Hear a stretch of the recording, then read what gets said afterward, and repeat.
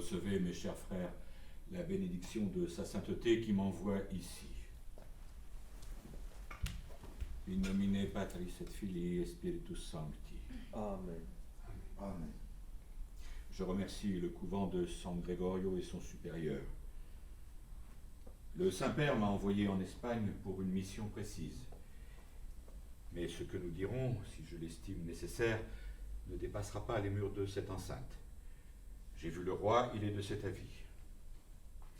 Prions Dieu qui nous accorde ici sa lumière. Oremus.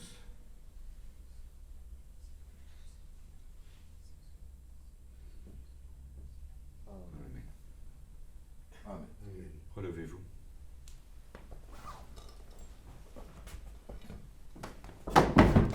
Je vous demande pardon. Ce n'est rien. Prenons nos places.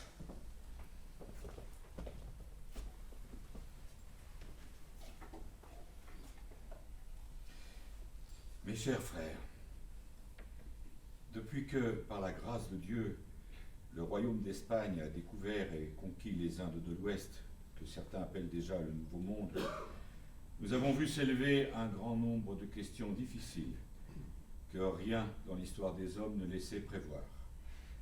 Une de ces questions, qui est de la première importance, n'a jamais reçu de réponse claire et complète.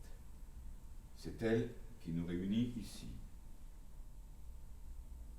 Ces terres nouvelles ont des habitants qui ont été vaincus et soumis au nom du vrai Dieu.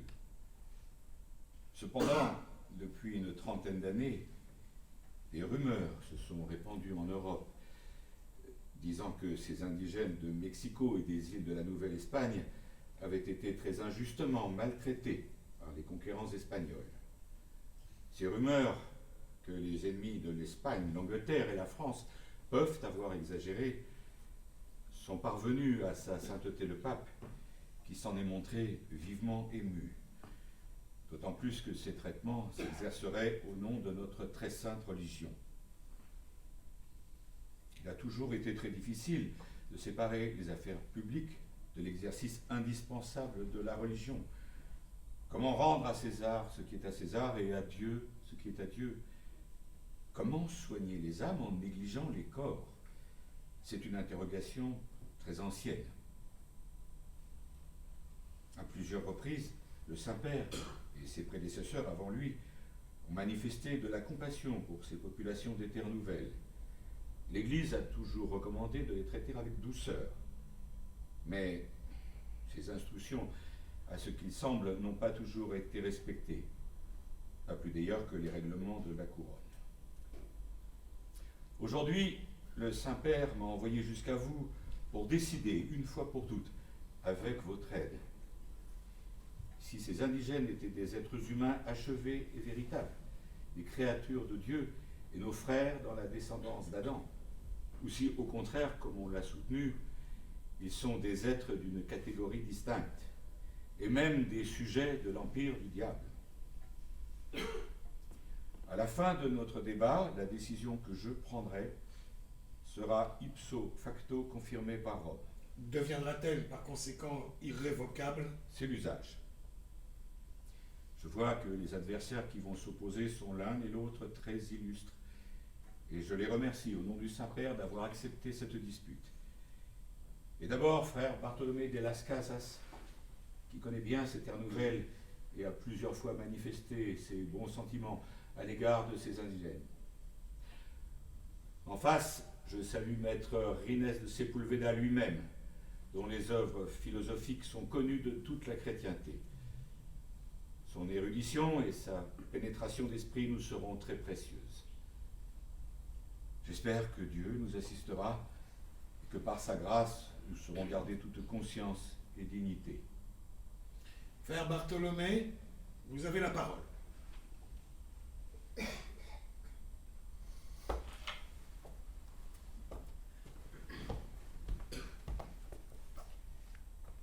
Éminence, il a été dit par notre Seigneur Jésus-Christ, « Je suis la vérité et la vie. » Je vais m'efforcer de dire la vérité sur ceux à qui nous sommes en train d'enlever la vie. Car c'est la vérité. Nous sommes en train de les détruire. Depuis la découverte et la conquête des Indes, les Espagnols n'ont pas cessé d'asservir, de torturer et de massacrer les Indiens. Ce que j'ai à dire est si affreux que je ne sais pas par où commencer. Il y aurait de quoi remplir un énorme livre. Parlez à votre aise.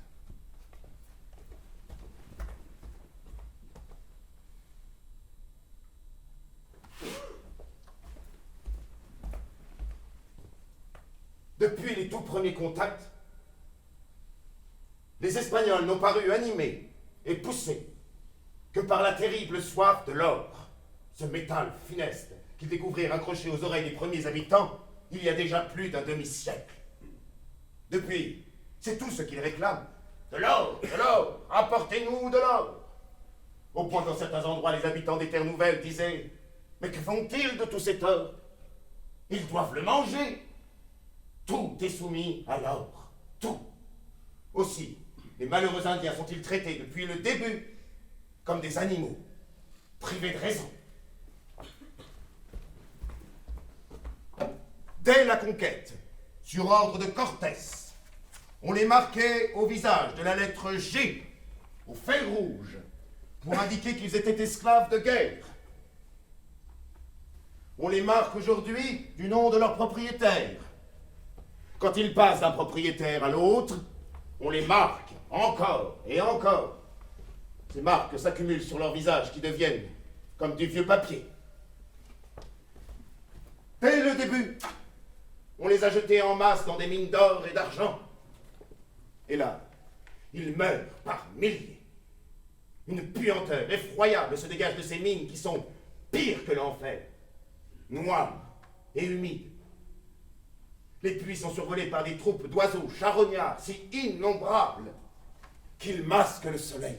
Vous préparez un livre à ce sujet? C'est exact, Éminos. Et dans ce livre, me dit-on, vous parlez aussi de massacres? Oui, Éminos. C'est par millions qu'ils ont été exterminés.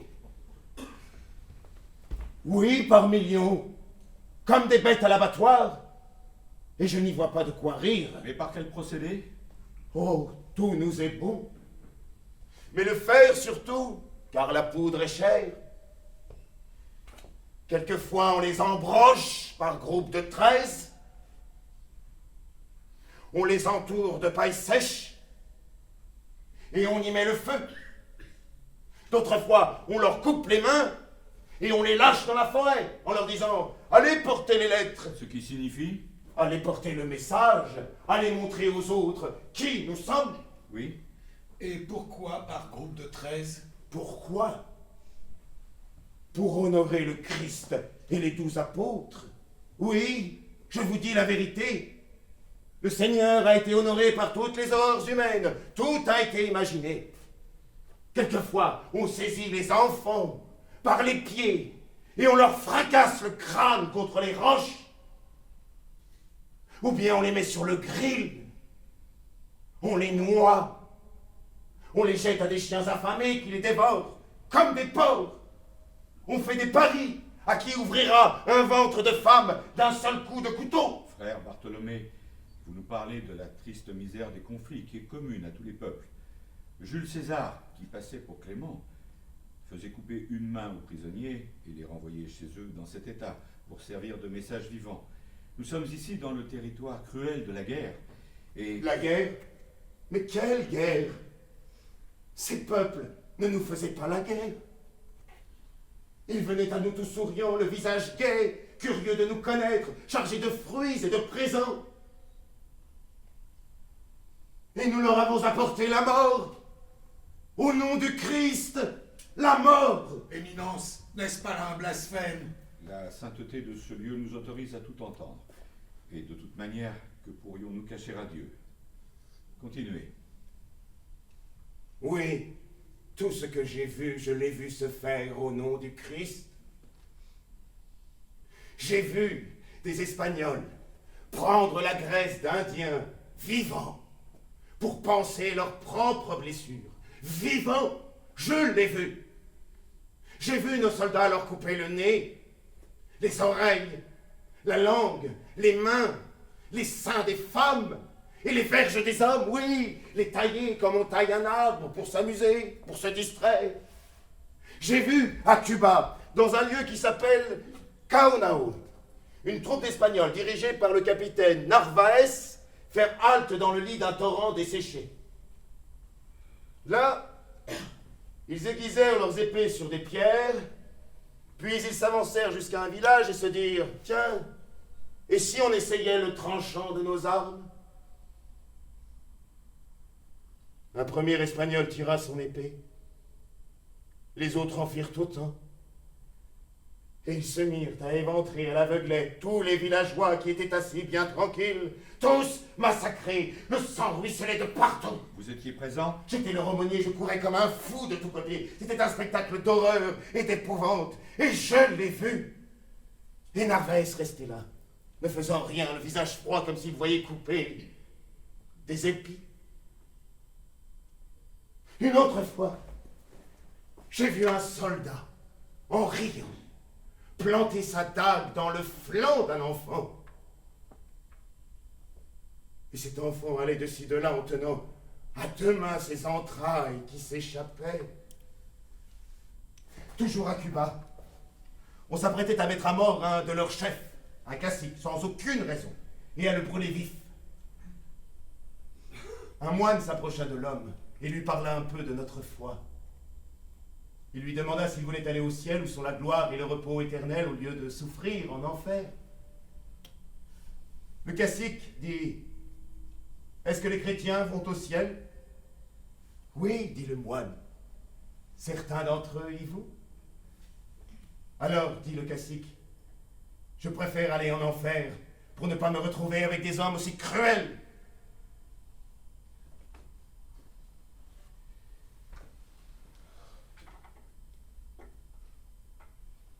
J'ai vu des cruautés si grandes qu'on n'oserait pas les imaginer. Aucune langue, aucun récit ne peut dire ce que j'ai vu. Éminence, les chrétiens ont oublié toute crainte de Dieu. Ils ont oublié qui ils sont. Oui, des millions. Je dis bien des millions, à Cholula, au Mexique, et à Tapeaca, c'est toute la population qui fut égorgée, au cri de Saint-Jacques. Et c'était facile, car ces hommes n'avaient pas d'armes comme les nôtres, ni de chevaux. Mais pourquoi ces massacres? Sans aucune raison. Ces hommes venaient pour les aider. 3 jours, 30 000 morts. Les Indiens survivants se réfugiaient sous des tas de cadavres. À la fin, ils sortaient en rampant, couverts de sang, demandant la vie sauve. Pas un seul ne resta vivant. Le capitaine espagnol chantait une chanson où il était question de Néron. Je ne me rappelle plus les paroles. Et ils ne se défendaient pas. Ils ne comprenaient pas qui nous étions, ce que nous voulions. Ils regardaient avec étonnement leurs assassins, qui sait, peut-être pensaient-ils au début que ce n'était qu'un simulacre de la mort, un jeu mystérieux et magique, que les cadavres allaient se relever, marcher et rire. Savez-vous qu'en certains endroits, aujourd'hui encore, les Espagnols se servent du sang de ces hommes pour arroser leurs terres? Les capitaines en emmenaient de longs cortèges enchaînés, en expédition. Et de temps en temps, ils disaient aux soldats, « Coupez un morceau de la cuisse de ce drôle-là et donnez-le aux chiens !» Comme s'il s'agissait de quartiers de moutons. Dans certains camps, on voyait des étalages, des boucheries de chair humaine. Oui, des cuisses, des poitrines attachées à des poutres. Les Indiens, ils les nourrissaient de chair indienne. Ça ne coûtait rien. On a même raconté que des Espagnols en mangeaient. Allons. Il est dans la nature humaine, frère Bartholomé, de raconter beaucoup et de réfléchir peu. Je vous ai laissé parler. J'ai remarqué votre émotion et votre véhémence. Mais vous savez que les plus grandes vérités peuvent être dites dans un murmure. Pas celle-ci. Qui sait ce Celui qui crie veut étouffer la voix de l'autre qui sans doute le gênerait. Je n'ai voulu faire taire personne. Mais tant de voix, par force, restent dans le silence. Je vous ai bien écouté, croyez-moi. Mais je dois vous rappeler que ce n'est pas cette question-là qui nous préoccupe. Nous ne devons pas nous décider sur la cruauté des Espagnols. Nous devrons nous décider sur la nature et la qualité des indigènes. Vous me comprenez? Oui, Éminence, je vous comprends. C'est pourquoi je vous demande, vous qui les connaissez bien, comment sont-ils?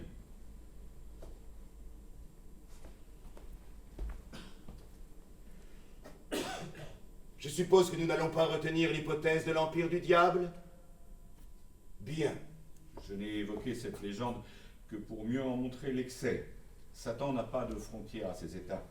Ce serait trop facile. Il est partout. Et d'abord en nous-mêmes. Mais l'enfer doit bien se trouver en un certain lieu. Certainement. Mais j'espère ne jamais savoir où. Que n'a-t-on pas dit à leur sujet? Qu'ils étaient des habitants de la Chine ou une tribu perdue d'Israël? Les gardiens redoutables des pommes d'or des Hespérides? Les descendants de Jason? Les esclaves des Titans? Les corps ressuscités des chrétiens d'autrefois? Et quoi encore? Des hommes chiens? Des mangeurs de pierre? Et que certains de leurs oiseaux parlaient des langues humaines, des langues d'avant la tour de Babel. Oui, mais qui sont-ils? Comment sont-ils? Comme l'a dit Christophe Colomb lui-même, le premier qui les rencontra, je ne peux pas croire qu'il y ait au monde meilleurs hommes. C'est-à-dire? Ils sont beaux, Éminence, de belle allure. Ils sont pacifiques et doux, comme des brebis, sans convoitise du bien d'autrui, généreux, dépourvus d'artifice. Ils vous ont toujours fait bon accueil. Toujours, Sans duplicité, sans traîtrise. avec la plus totale ingénuité, ils sont incapables de mensonges. C'est pourquoi ils tombent dans nos pièges. Je ne peux pas mieux dire, ils étaient comme l'image du paradis avant la faute. Est-ce qu'ils vous paraissent intelligents? À coup sûr, ils le sont. De la même intelligence que nous? Oui, sans aucun doute. Pourtant, ils paraissent parfois très ignorants. Ils ont été impressionnés par des présages. L'empereur du Mexique a même voulu se donner la mort. Moctezuma, oui, on l'a dit. Et pourquoi voulait-il mourir? Je n'étais pas là. Une antique croyance prédisait que leur plus grand héros reviendrait un jour de l'Orient. Cortés, très habile capitaine, a été informé de cette prophétie. Il en a joué au début. Mais leurs yeux se sont ouverts très vite. Ils ont rapidement compris que les Espagnols ne venaient pas du ciel. Quand Moctezuma vint à la rencontre de Cortés, la première fois, chargé de cadeaux magnifiques, il lui dit: « Je suis de chair et de sang, comme vous. » De même pour les chevaux. Quoi, les chevaux? Ils ne connaissaient pas cet animal qui au départ les a fort étonnés. Les Espagnols ont tout fait pour les persuader que l'homme et le cheval ne faisaient qu'un, une sorte de bête fabuleuse. Les cavaliers mangeaient et dormaient à cheval. Mais cette ruse non plus n'a pas tenu longtemps. Ils sont capables de sentiments chrétiens? Assurément. Ils accueillent favorablement notre foi. Ils la comprennent. Mais quelle image leur en donnons-nous? Que peuvent-ils penser d'un Dieu que les chrétiens qui les exterminent, tiennent pour juste et bon? Savez-vous ce qu'un des leurs m'a confié un jour? Dites-nous. Il m'a dit: « Oui, je me sens déjà un peu chrétien, parce que je sais déjà mentir un peu. » C'est une insolence. Je ne crois pas. Dites-moi maintenant, comment ont-ils réagi à ces atrocités dont vous nous parlez? Éminence, je vous l'ai dit, leur naturel est si doux, et nous avons frappé si fort qu'ils n'ont jamais trouvé la force de nous résister. Alors ils sont allés vers le désespoir. Les mères ont tué leurs bébés pour qu'ils ne deviennent pas nos esclaves. On a même vu grand nombre d'enfants naître morts à cause de certaines herbes que leurs mères avaient prises. Vous rappelez-vous, Éminence, la forte parole de l'Ecclésiaste? Laquelle? Elle fut un choc pour moi quand un jour, par hasard, elle me tomba sous les yeux. Le pain des pauvres, c'est leur vie. Celui qui les en prive est un meurtrier. Eh bien, ces créatures en sont venues à ne plus aimer la vie. D'ailleurs, les hommes n'approchent plus de leurs femmes pour ne pas avoir de descendants. De plus, des maladies nouvelles les accablent que nous leur avons apportées, que nous leur transmettons bien souvent par le viol. Je dis tout, puisqu'ici nous pouvons tout dire. Oui, ils ont perdu le désir de vivre.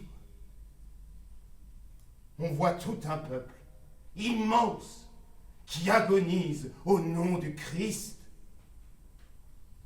Il n'en restera bientôt plus un seul. Donc, selon vous, frère Bartholomé, ils sont des créatures de Dieu, Ils sont notre prochain. les descendants d'Adam et Ève, Oui, Éminos. rachetés par le sang du Christ. Tout comme nous, ils sont promis au dernier jugement et de même à la vie éternelle. Mais dans quelles conditions? Ce n'est pas à moi d'en décider. Mais ce paradis qui leur a été ravi sur cette terre, je ne voudrais pas qu'ils en soient privés dans l'au-delà.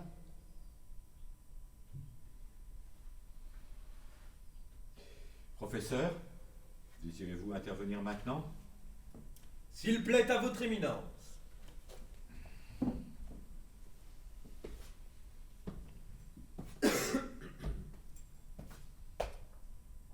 Puis-je vous poser quelques questions? C'est pour essayer de comprendre.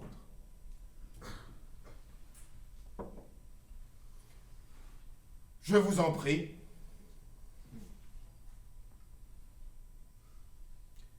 N'avez-vous pas senti très jeune une attirance pour les nouvelles terres?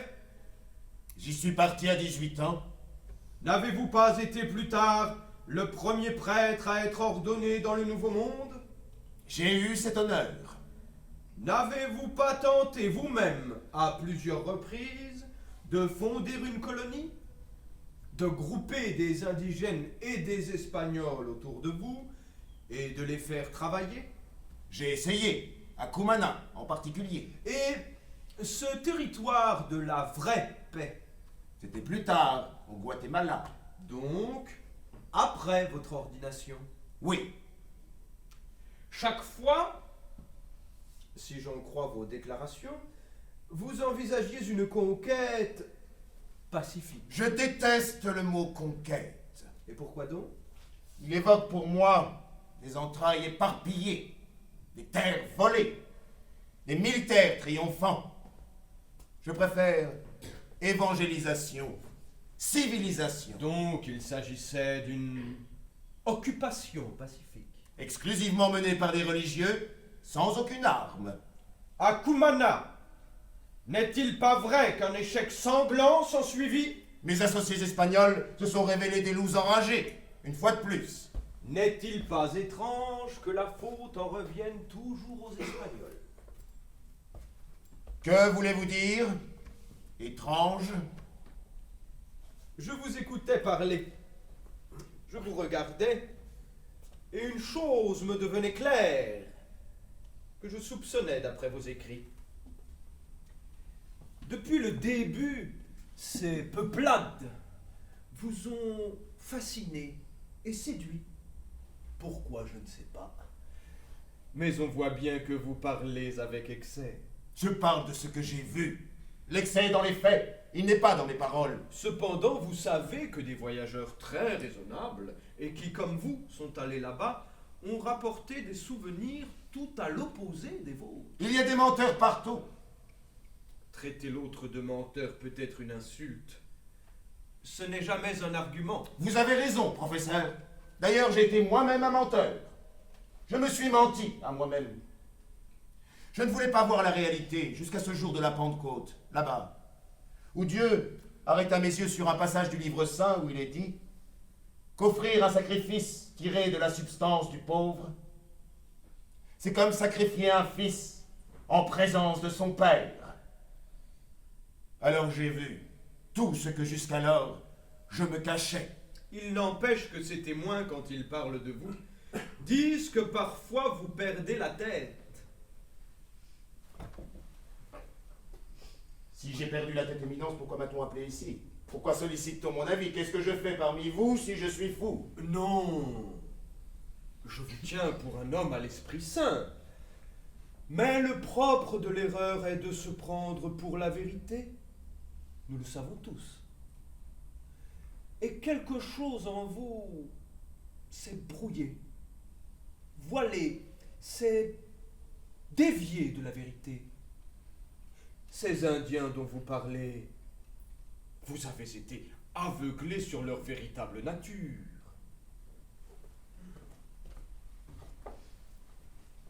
Par exemple? Vous dites avec insistance qu'ils sont doux comme des brebis. Mais s'ils sont comme des brebis, alors ils ne sont pas des hommes. Qui peut dire que l'homme est doux? Mais le Christ le dit, il ne cesse de le dire. Si on vous frappe, tendez l'autre joue. Il ne dit pas que nous sommes doux.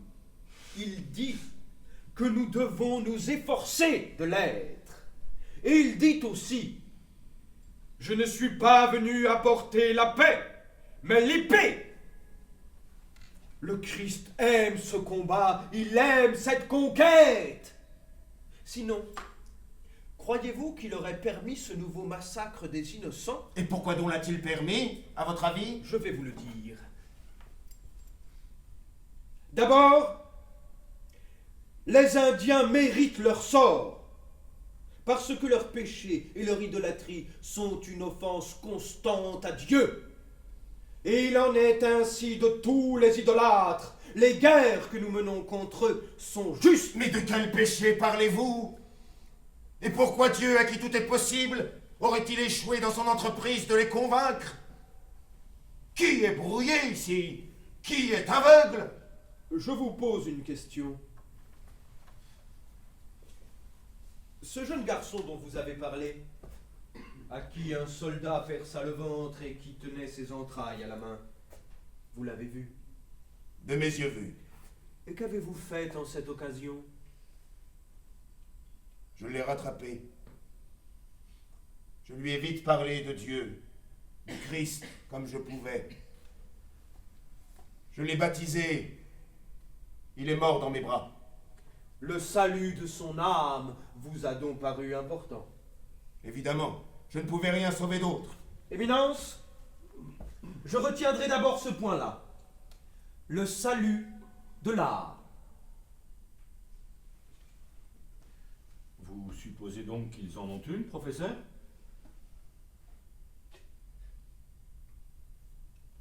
Je reviendrai naturellement sur ce point. Auparavant,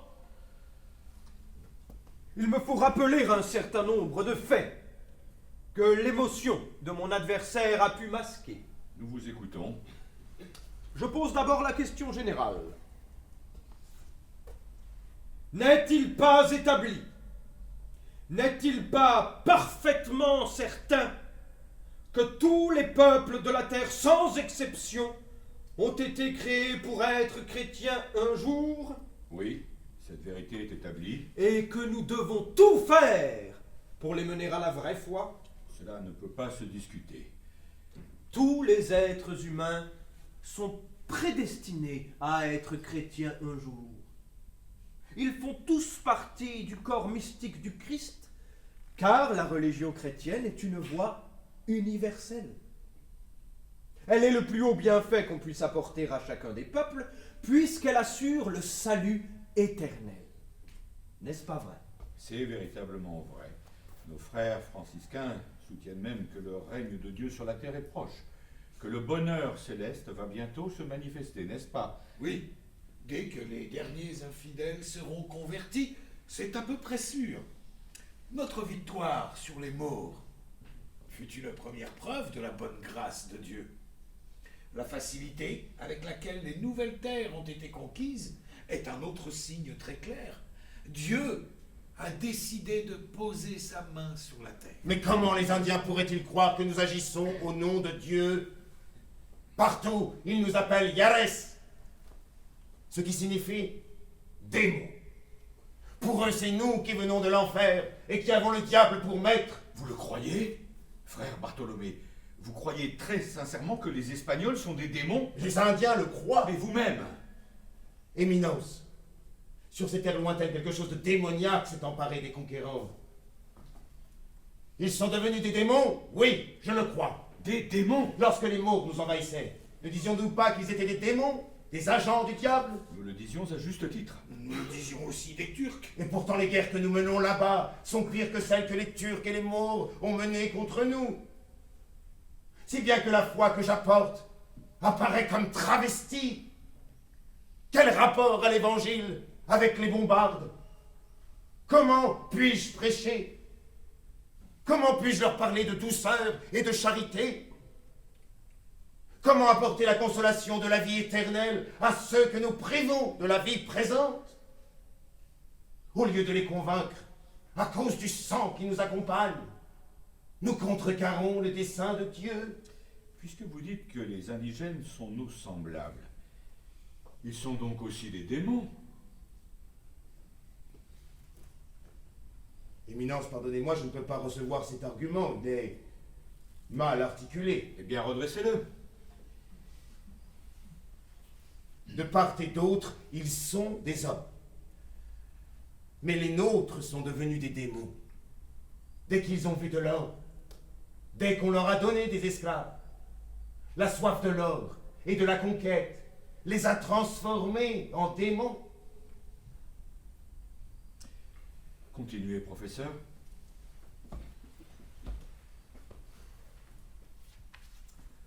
Tous les peuples de la terre sont donc destinés à être chrétiens, à être touchés par la parole du Christ. Or, voici que nous découvrons une population inconnue qui n'a jamais entendu parler de notre Seigneur, de la rédemption, de la croix. Ah, mais si, on a trouvé des traces, des croix. Non! Rien de sérieux. Vous vous êtes vainement efforcé de prouver que ce continent avait été visité par un des apôtres. C'est faux. Et vous le savez.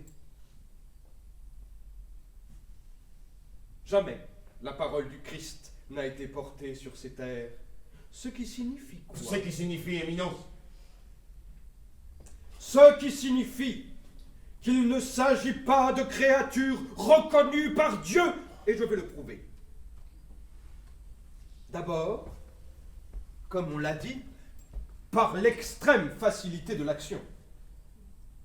3 Espagnols soumettent un empire fort de 20 millions d'habitants, et on n'y verrait pas la main de Dieu. Aucun exploit, dans aucun temps, n'a pu se comparer à cette conquête. Même la maladie était de notre côté. L'épidémie de petite vérole fut le travail de Dieu pour éclaircir la route. Aujourd'hui, à Mexico, forcés de démolir leur temple, ils tombent chaque jour nombreux, broyés sous les pierres. Comment ne pas y voir une punition divine? De même pour les mines. Je sais que cela peut parfois ressembler à de la cruauté humaine, mais comment expliquer que les Indiens obéissent si aisément aux Espagnols? Ne sont-ils pas pliés par la main de Dieu et comme déjà jetés dans l'enfer? On a dit aussi que dans les mines, ils meurent victimes de leur libertinage, de leurs pratiques sodomites. Mais qu'est-ce que j'entends? Leur libertinage dans les mines? Mais je dors ou je suis éveillé? Frère Bartholomé. Ces fables affreuses, on me les a servies 1000 fois. Qu'ils avaient construit des mosquées en l'honneur de Satan. Qu'ils y adoraient des phallus dressés. Qu'ils se couchaient les jambes en l'air et se faisaient introduire du vin dans le cul par une canule. Alors que la pédérastie chez les Aztèques est très gravement punie de mort même. Du libertinage dans les mines. Mais ces mines sont des trous dans la terre chaude. Vous descendez vivant, vous remontez cadavre. Du libertinage, Éminence. Est-ce que je dois rire ou pleurer? Qu'on me le dise. Taisez-vous en tout cas. Professeur.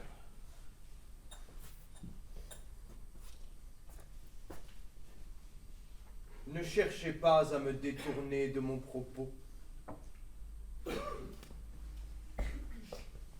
Je disais que l'histoire des hommes est menée par Dieu. Personne n'en doute. Sachons deviner la main invisible quand elle s'exerce. Or, jamais vous n'avez pu expliquer l'absence du Christ sur ces terres. Jamais. Vous avez cherché 1000 détours. Vous vous êtes allé jusqu'à mentir, jusqu'à falsifier des vestiges. Certains de vos amis ont fabriqué de fausses croix avec du vieux bois pour faire croire au passage des apôtres. Mais ici, l'intention de Dieu est claire. Ces créatures, à l'apparence humaine, ne font pas partie de son peuple. La bonne nouvelle n'a pas été dite pour eux. Comment osez-vous les exclure de la promesse? Mais le Christ est venu pour toutes les nations, il l'a dit lui-même. Vous prétendez reconnaître partout les signes de Dieu. Qu'est-ce que ça veut dire? Ça veut dire ne voir que les signes qui nous sont favorables, évidemment. Mettre Dieu de notre côté, dire Dieu, c'est mon intérêt, c'est ce qui justifie mes crèmes. Vous allez cette fois trop loin. Personne ici ne peut douter du choix de Dieu. Je vous demande catégoriquement de vous taire. Reprenez, professeur. Assimiler les Espagnols à des démons? Mais quelle aberration! Quelle folie! Les indigènes eux-mêmes ont reconnu que les conquérants leur étaient envoyés par quelque force supérieure. Ils en étaient sûrs depuis le début.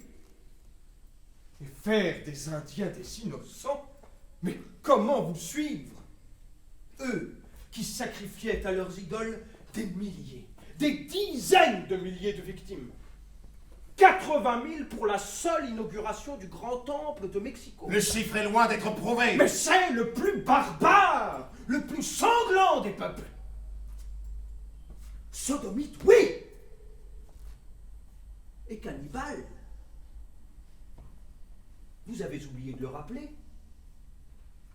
Ils allaient, a-t-on dit, le ventre gonflé de chair humaine.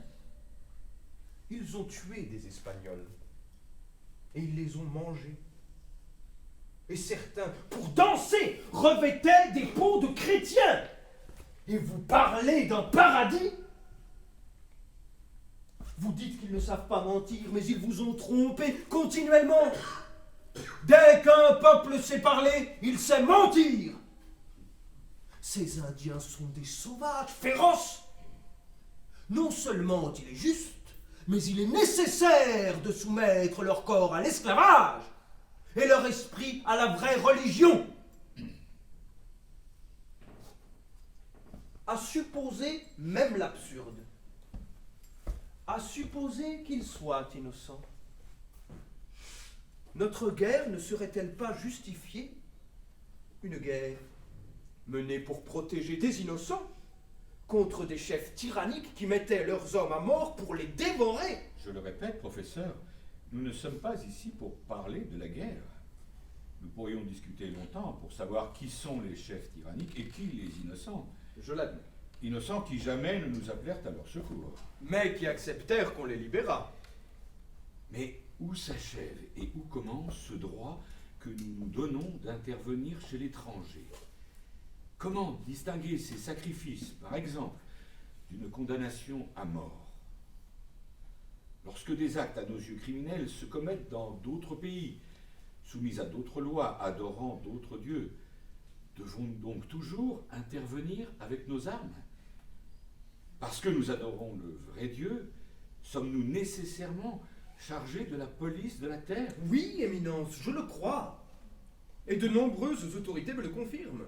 Méfions-nous. Le péché est subtil. Il naît souvent de la vertu ou d'une action qu'on croit indifférente.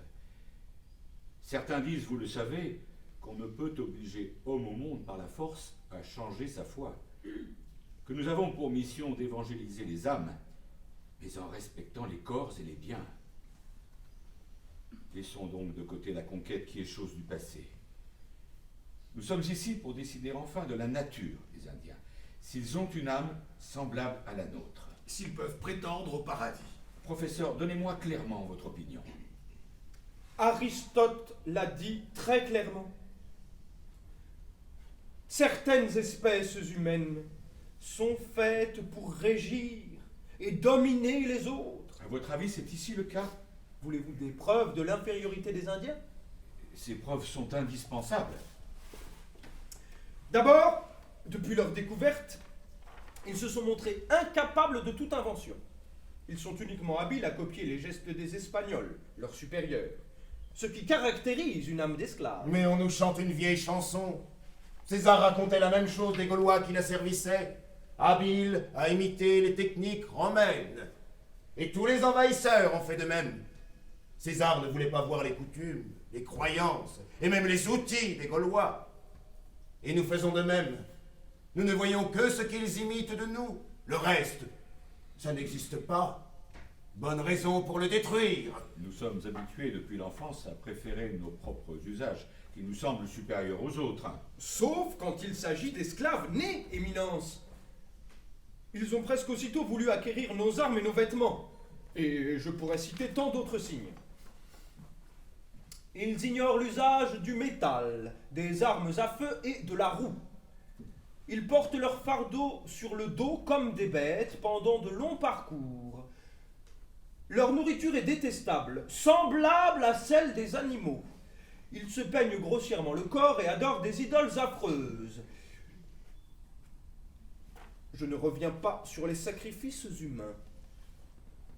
J'ajoute qu'on les décrit stupides, comme nos enfants ou nos idiots.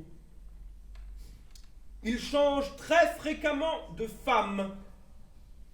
Ils ignorent la nature de l'argent et n'ont aucune idée de la valeur des choses. Ils échangeaient le verre cassé des barils contre de l'or. Eh bien, parce qu'ils n'adorent pas l'or et l'argent au point de leur sacrifier corps et âme?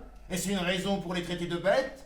N'est-ce pas plutôt le contraire? Frère Bartholomé, vous aurez de nouveau la parole. Rien ne sera laissé dans l'ombre. Mais pour le moment... Et pourquoi jugez-vous leur nourriture détestable? Y avez-vous goûté? Ils mangent des œufs de fourmis, des tripes d'oiseaux. Nous mangeons des tripes de porc et des escargots. Ils se sont jetés sur le vin. Et nous avons tout fait pour les y encourager. Frère Bartholomé, je vous demande le silence. Selon vous, la possession et l'usage des armes à feu serait une preuve de la protection divine. Une preuve très évidente. Cependant, les Maures possèdent des armes à feu et s'en servent très bien contre nous. Ils les ont copiées sur les nôtres. Autre chose, vous rapportez les sacrifices sanglants qu'ils font à leurs dieux. Oui, des dieux cruels, horribles, à l'image même de ce peuple. Oui, oui. Il s'agit bien d'une horreur démoniaque, nous sommes d'accord. Mais s'ils ne sont pas des êtres humains du même niveau que le nôtre, s'ils sont proches des animaux, peut-on leur reprocher ces sacrifices? Vous voyez ce que je veux dire?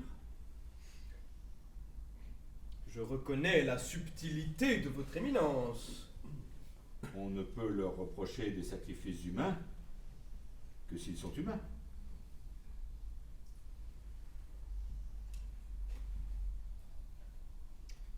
Je ne nie pas leur condition humaine.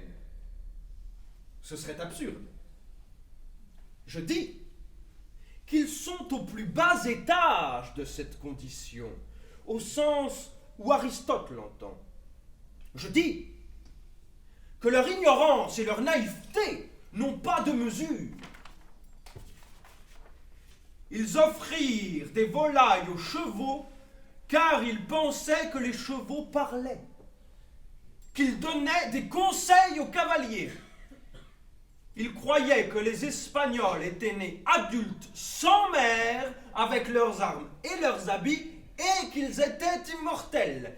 Ils prenaient la croix pour un dieu et la messe pour une pratique magique. On ne faisait rien pour les détromper. Lorsqu'arrivèrent les religieux, qui eux ne demandaient pas d'or, les Indiens furent épouvantés par leur pauvreté. Ils racontaient même que les moines étaient des morts.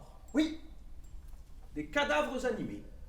Et que la nuit, ils abandonnaient leurs robes pour rejoindre leurs femmes en enfer et revenir au petit matin. Et nous, n'étions-nous pas naïfs et ignorants? N'allions-nous pas chercher des sirènes et des amazones, des hommes avec la tête dans la poitrine, des pygmées se drapant dans les plis de leurs oreilles? Éminence, le monde est plein de rêves et de rumeurs. Ce continent nous était inconnu. Il a grandi dans l'isolement depuis peut-être des milliers d'années. De là, nos yeux éblouis, nos visions, la rencontre a stupéfié tout le monde. Et savez-vous pourquoi? Parce que rien n'était semblable. Même les animaux, même les plantes étaient d'espèces différentes. Ils n'avaient ni bœuf, ni mouton, ni lion, ni girafe. Nous n'avions ni jaguar, ni colibri, et ainsi de suite. Pourquoi, dans deux mondes si divergents, les êtres à l'apparence humaine seraient-ils les seuls à être semblables? Éminence, tout indique que Dieu les a désignés à notre pouvoir. Il a attendu que notre victoire sur les morts fût complète avant de nous guider vers ces rives nouvelles. Et il a voulu nous les soumettre. Il a donné aux Indiens un esprit faible, incapable de comprendre les choses les plus simples, comme la rédemption du Christ ou le pardon de la confession. C'est ce que vous appelez les choses les plus simples? Ils n'ont aucune activité de l'esprit, aucune idée de l'âme. Mais je ne peux pas laisser dire ça. Aucune activité de l'esprit. Mais en ce moment même, à Mexico, les franciscains ont ouvert un collège où les fils des princes aztèques reçoivent notre éducation.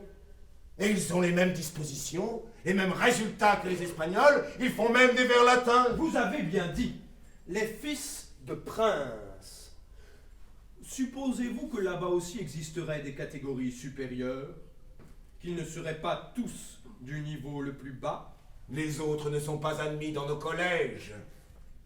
Et vous dites aussi, aucune idée de l'art. Comment affirmer que leur expression est très inférieure à la nôtre, sinon pour nous donner le droit de la détruire? Car c'est ce que nous faisons depuis le début. Nous brûlons leurs écritures, nous cassons leurs statues, nous barbouillons leurs fresques. Et quelle architecture! Avant que nous abattions toute leur ville, Cortés écrivait au roi d'Espagne qu'il n'avait jamais rien vu d'aussi beau sur ces terres. Il disait exactement rien de comparable en Espagne. La plus belle chose du monde. Et que dire de cette phrase? Quelques-uns d'entre nous se demandaient si ce que nous voyons là n'était pas un rêve. Un rêve. Le conquérant qui a besoin de renfort ne voit pas de faille à sa conquête. Mais tout était loin d'être différent. Même division administrative, même coutume de donner à la famille le nom de son chef, même châtiment pour les traîtres. Et leur système d'irrigation, et leur écriture, et leur arithmétique, et leur habileté au dessin, et leur avancée dans la médecine où ils savaient lutter mieux que nous contre la douleur, et leur connaissance du ciel, leur calendrier qu'on dit plus précis que le nôtre. Comment des barbares sans Dieu ont-ils accompli tant de choses? Et l'organisation de leur société, et leur système d'impôts, et leur parc d'animaux sauvages. Mais nous n'avons rien de semblable en Europe, absolument rien. Et vous allez prétendre que la guerre que nous leur faisons est juste? Mais pendant des siècles, parlant des musulmans, nous avons dit que leur guerre sainte est une infamie. Et maintenant, nous ferions de même? Aucune guerre ne peut être sainte quand elle entraîne le massacre et l'esclavage. Les Indiens avaient donc raison de s'opposer à nous. Éminence, ils étaient dans leur droit. Éminence, je crois que vous n'avez jamais fait le voyage aux Nouvelles-Indes. Non, je n'ai pas le pied très navigateur. Moi non plus. Pour que cependant vous puissiez vous faire une idée de leur art, j'ai fait venir de là-bas une de leurs idoles en pierre sculptée. Puis-je vous la montrer? Maintenant? Puisque nous en parlons. Soit. De cette façon, vous pourrez apprécier sur pièce.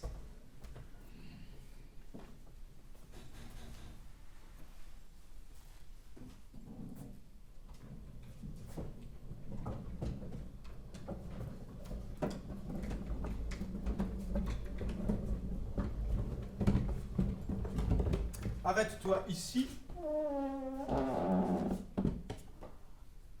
Enlève la bâche.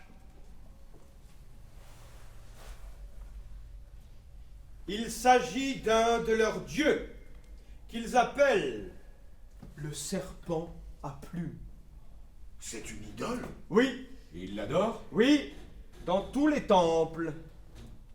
Des temples qui dégagent une affreuse odeur de charnier. Voici les monstres devant lesquels ils se prosternent, devant lesquels les prêtres, si on peut employer ce mot, ouvraient la poitrine des hommes vivants d'un coup de couteau en pierre et y plongeaient la main pour arracher leur cœur saignant. Attention, Éminence.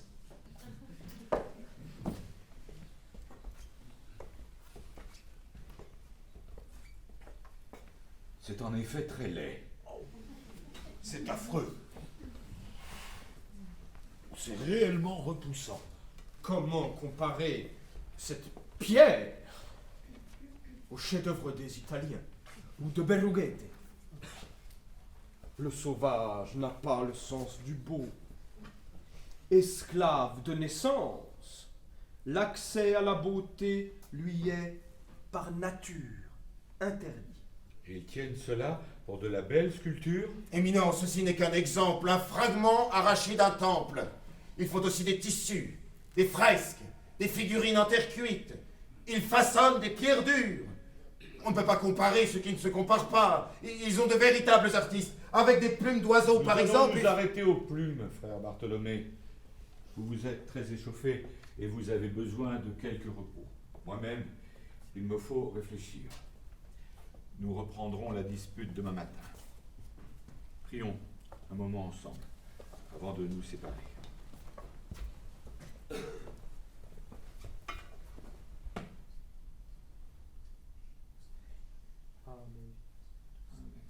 Amen.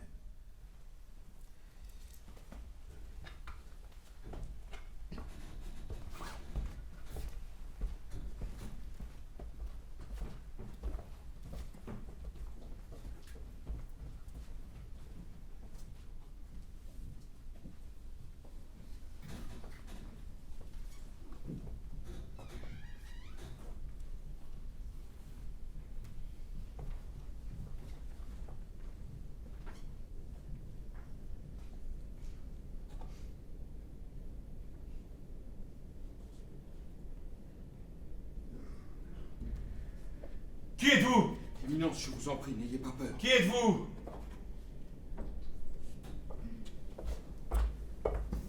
Je suis un colon, Éminence. Je viens du Mexique, des terres nouvelles. Je vis là-bas. Que faites-vous dans ce couvent? J'ai été envoyé par un groupe d'amis.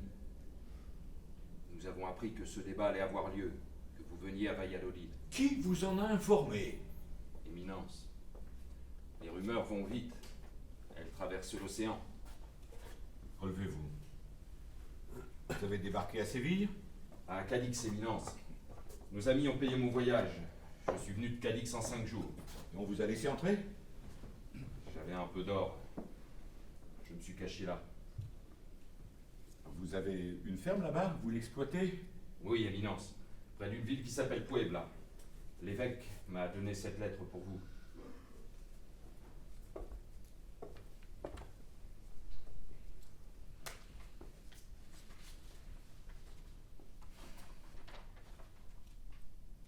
Vous avez aussi des mines? Oui, quelques mines. Avec d'autres propriétaires. J'imagine que vous vous inquiétez pour vos revenus. C'est pour ça que vous êtes ici. C'est normal, c'est humain. Si Dieu a placé de l'or dans la terre, c'est bien pour que nous le trouvions et pour que nous l'utilisions. L'or se trouvait déjà au paradis terrestre, à vrai dire assez bien caché. Tout a un sens dans la création, mais quel sens? Cependant, ne croyez pas que Rome ne soit pas informée de ce qui se passe au Mexique. Nous avons envoyé des émissaires secrets. Nous avons leur rapport précis. Éminence, notre situation n'est pas facile. C'est-à-dire, D'ici, on s'imagine que nous sommes très riches. Mais c'est le contraire. Il a fallu faire de gros efforts pour mettre les terres en culture. Le pays est dur et hostile. Nous y prenons les fièvres. Moi, j'ai un frère qui est mort. Sans parler des serpents, des scorpions. Et les Indiens n'aiment pas travailler pour nous. Ils essaient tout le temps de s'enfuir. Ce qui nous oblige à dresser des chiens. Quelquefois, ils préfèrent mourir, ils se jettent dans des ravins. La vie d'un homme n'est rien pour eux. On dirait qu'ils se tuent pour passer le temps. je ne suis pas sûr que quand on est mort, le temps passe plus vite. Naturellement, nous, ces vivants qu'on les préfère. Morts, ils ne servent plus à rien. Très peu de morts ont une utilité. Nous faisons tout ce que nous pouvons pour eux. Nous les soignons, nous leur montrons nos outils, nous leur apprenons la langue et toute l'histoire d'Espagne. Mais naturellement, on s'inquiète. Si nos conditions doivent changer, si ce qu'on nous a dit n'est plus vrai... Vous êtes un bon chrétien? Certainement, Éminence. Vous vous confessez, vous recevez la communion? Chaque semaine, Éminence. C'est l'évêque de Puebla. Il se préoccupe des Indiens. Il pratique la charité. Il nourrit les familles pauvres. Oui, je crois, Éminence. Bien, puisque vous êtes un bon chrétien, vous devez faire confiance à l'Église. Elle ne fait rien à la légère. Et quoi qu'elle décide, elle a toujours raison. Car Dieu l'assiste. Oui, Éminence. Allez vous chercher un endroit où dormir. Demain, si vous voulez, vous pourrez assister à notre discussion. Et même prendre la parole?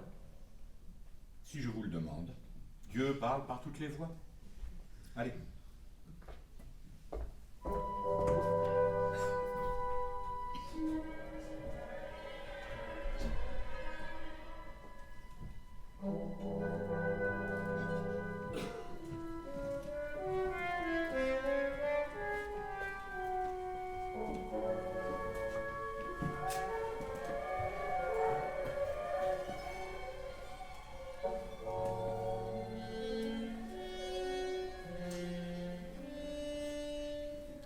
Que la lumière du Seigneur soit avec nous aujourd'hui, comme hier.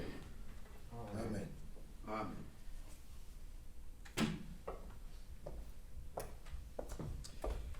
Hier, le frère Bartholomé nous a longuement rappelé toutes les violences de la conquête et a compati au sort malheureux des Indiens. Le professeur Sepulveda, cependant, les a présentés comme fornicateurs et cannibales. Il nous a dit qu'ils se massacrent les uns les autres, ce qui rend notre intervention nécessaire, et que le but suprême est leur conversion. Pour mieux démontrer la pauvreté de leur goût artistique, il nous a gratifié d'un joli coup de théâtre en produisant son serpent à plumes. Aujourd'hui, c'est à moi de vous présenter ma surprise. Oui, je me suis longtemps demandé quel serait le meilleur moyen pour décider en conscience. Et j'ai finalement choisi de faire venir ici, en Espagne, quelques spécimens de cette espèce indienne. Il m'a semblé que, les ayant sous les yeux, nous serions plus à l'aise pour les examiner longuement et voir s'ils sont ou ne sont pas semblables à nous. Qu'ils entrent maintenant.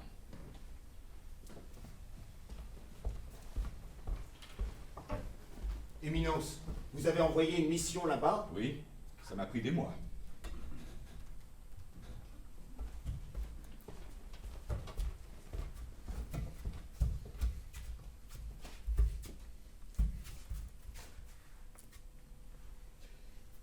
Apparemment, nous avons ici un couple.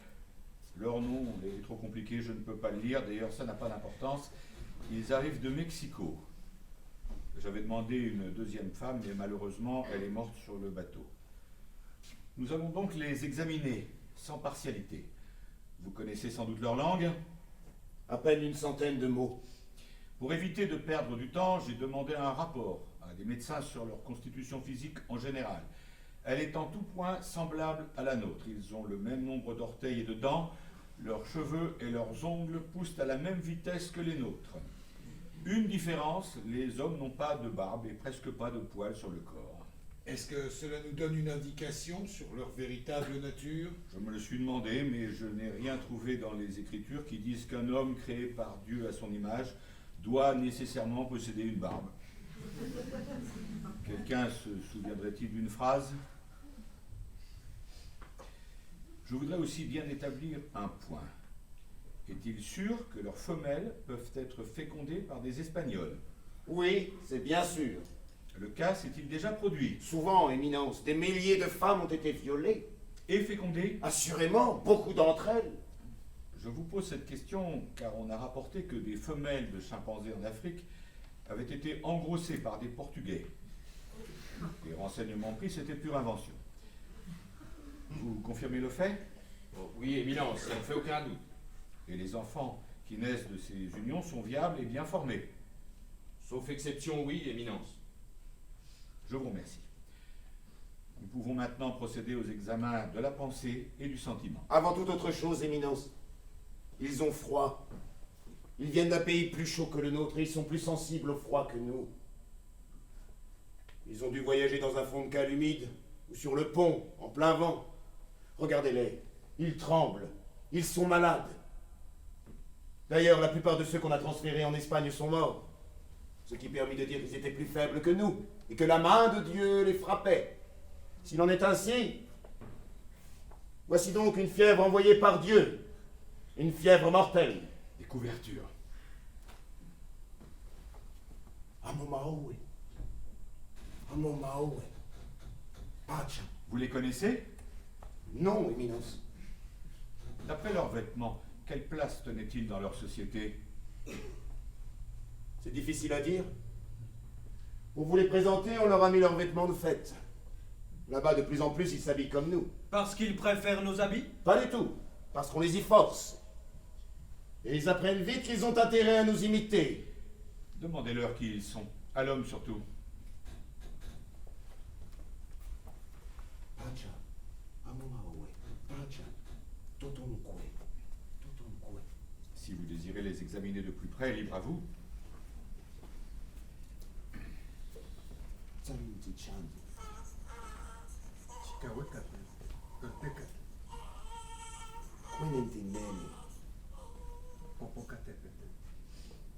Eh bien,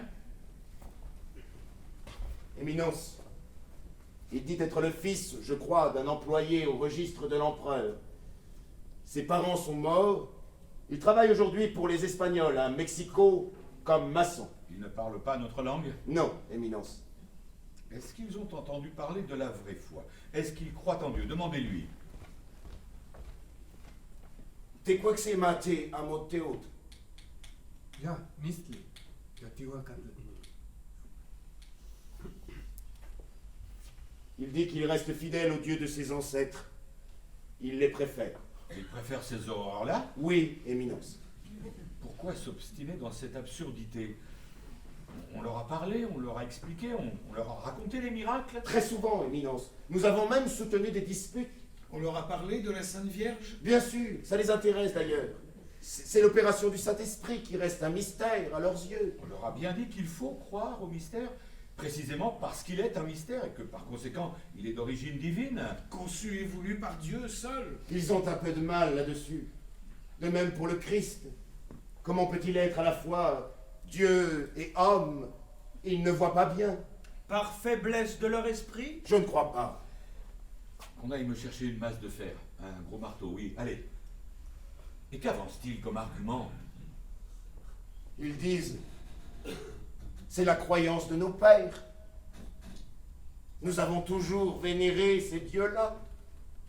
Nous ne voulons pas que soit détruite l'antique règle de vie.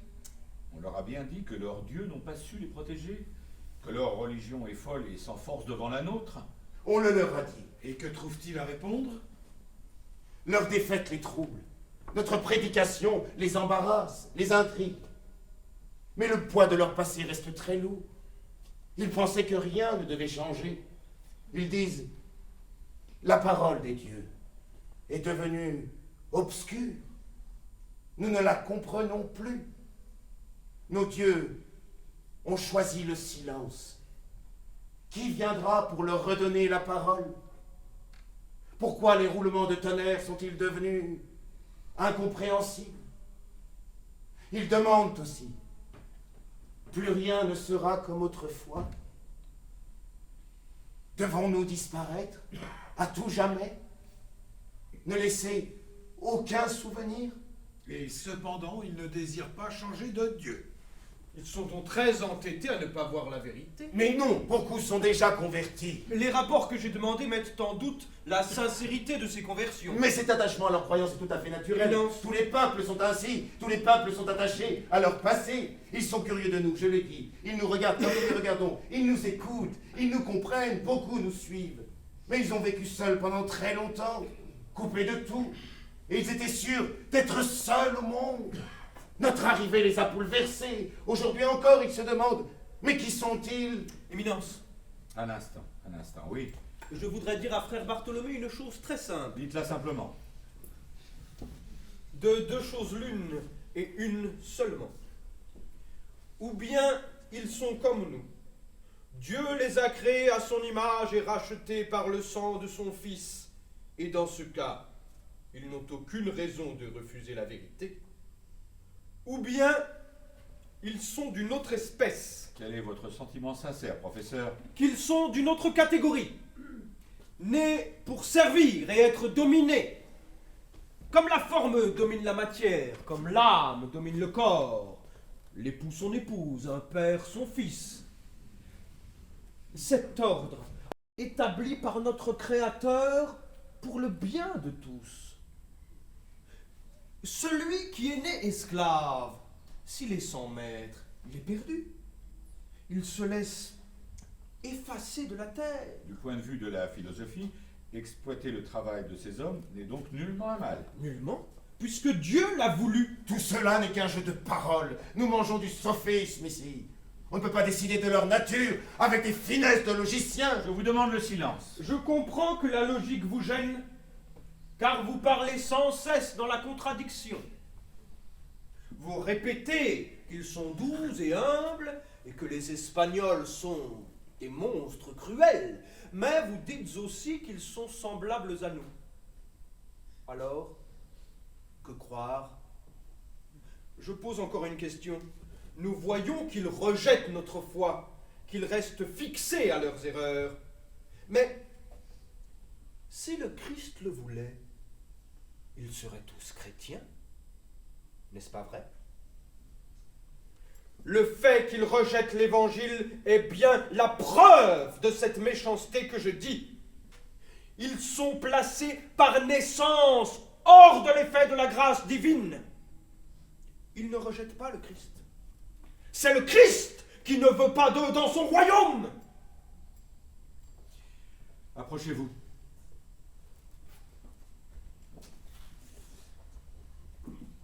Frappez sur leur idole. Et nous observons leur réaction.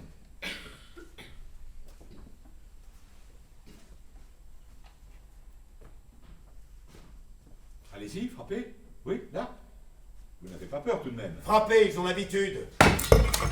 Vous avez vu? Il a failli intervenir. Oui, mais sa femme l'a retenu. Qu'est-ce que ça prouve? Ils sont capables de penser, de dissimuler, de peser le pour et le contre aussi rapidement que nous. Le renard aussi est rusé. Dira-t-on que son âme est immortelle et que s'il est sauvé, il finira au paradis? Mais le renard ne bâtit pas de statue ni de pyramide.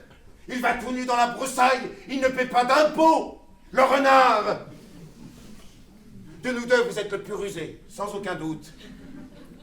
Mais Satan est nommé le malin. Est-ce le signe que vous lui appartenez? Est-ce qu'ils sont sensibles à la douleur? À la douleur?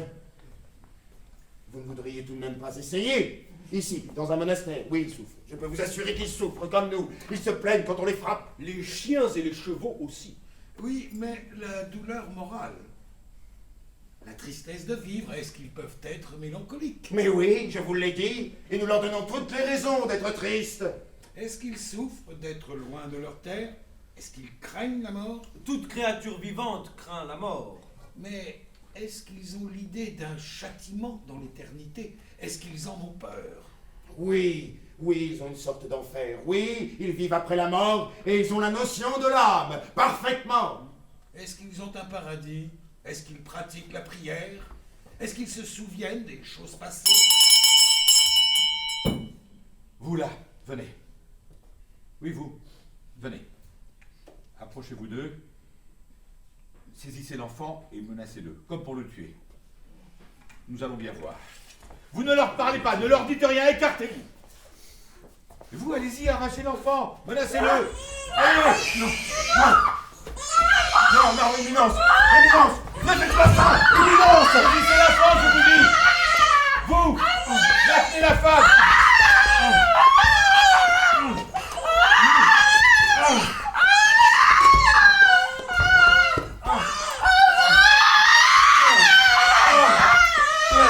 C'est fini, arrêtez. Arrêtez tout.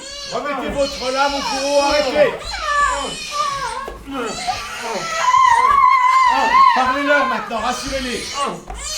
Dites-leur que c'était une erreur, ou un jeu, si vous voudrez. Ouvrez cette femme. Attachez-lui sa robe, allons. Portez de l'eau et un mouchoir pour soigner cet homme. Pourquoi ce souci de pudeur, Éminence? Si elle n'est pas une vraie femme, elle peut bien se montrer nue, comme une chienne ou une vache. Allez vous chercher là. Éminence, nous devons arrêter cet examen. C'est un exercice cruel et inutile. Ils ont le même cœur que nous, vous le voyez bien. Les animaux aussi défendent leurs petits. Surtout les femelles. C'est une autre loi de la nature. Le mâle n'a pas montré grande bravoure. Il est blessé. Même blessé, il n'a pas montré le début de cette solidarité qui fait la force des sociétés. Ils se conduisent chacun pour soi comme dans une forêt jamais pénétrée. Monsieur le professeur, vous risquez-vous parfois hors de votre bibliothèque? Mais bien sûr. Avez-vous une idée de la peine de vivre sur toute la surface de la Terre? Sortez d'ici, comptez le nombre de miséreux que vous verrez dans les rues, la main tendue, de mendiants, d'estropiés, ici, dans le royaume le plus riche du monde. Et revenez me parler de notre attitude solidaire. Ne savez-vous pas que la forêt sauvage commence là, à peine franchi les portes de chêne de ce couvent? Cet homme et cette femme viennent d'arriver il y a peu de jours en Espagne. Ils sont égarés. Ils ne peuvent pas comprendre où ils sont, ni ce que nous voulons savoir. Vous dites bien, ils ne peuvent pas comprendre. Imaginez-vous là-bas, dans un édifice inconnu, soumis à un jugement étrange, au milieu de prêtres emplumés dont la parole vous échappe. Vous pourriez comprendre ce qui vous arrive? Comprendre que d'autres hommes décident si oui ou non vous êtes un homme?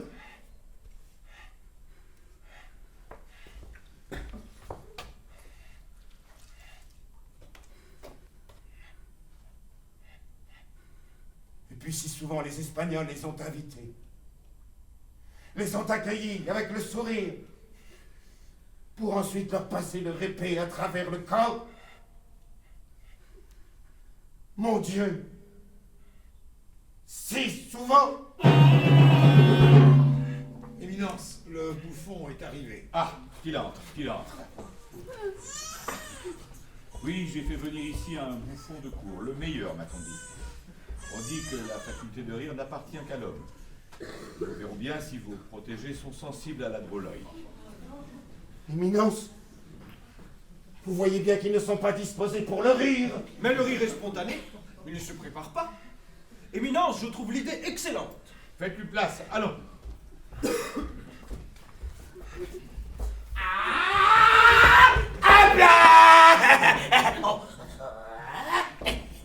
Oui.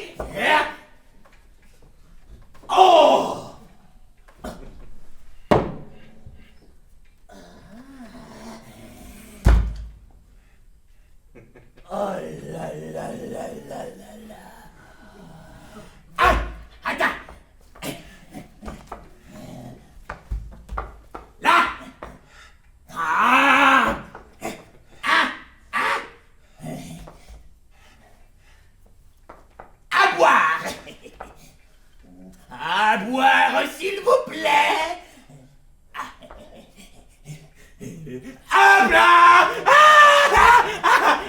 Oh Deo gracia!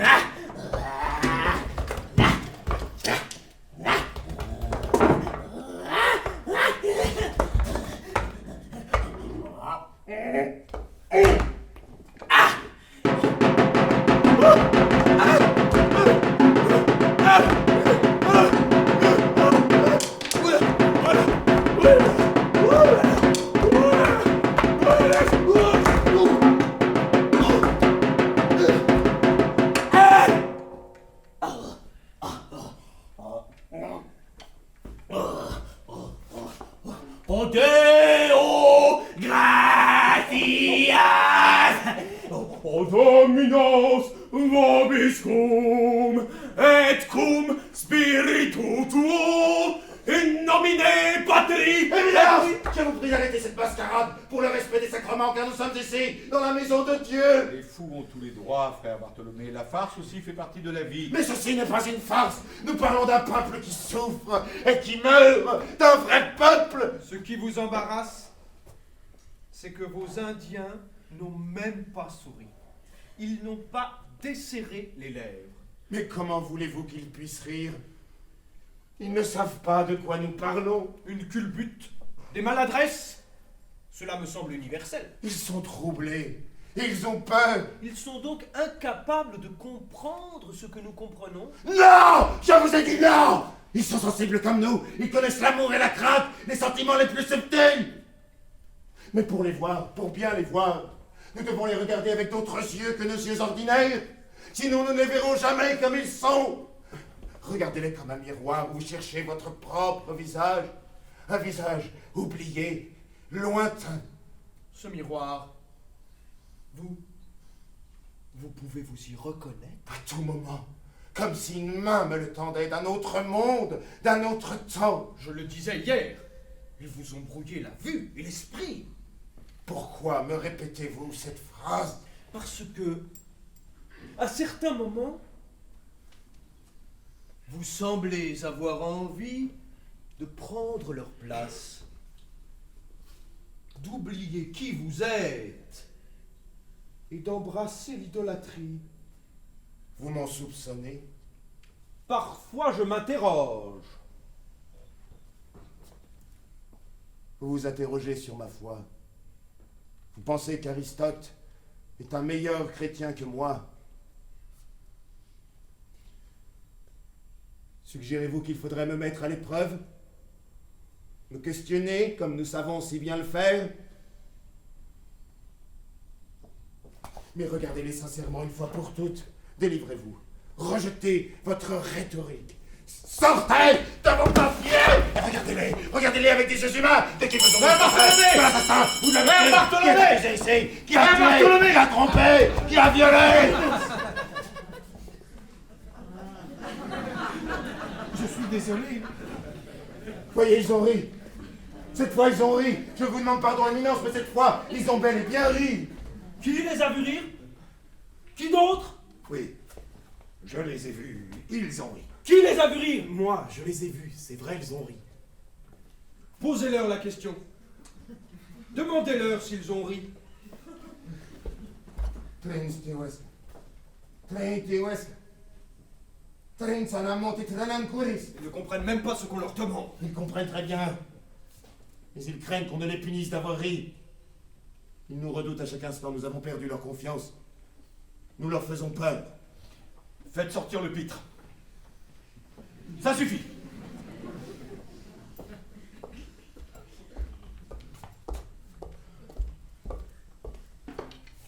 Allez dehors.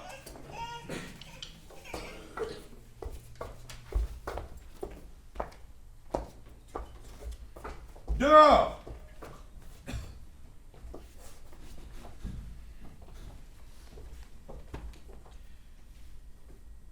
Le temps nous est maintenant compté. Je dois prendre ma décision demain matin avant de retourner à Rome. Frère Bartholomé, essayez de tout nous redire en quelques phrases. Ne revenez pas sur les massacres.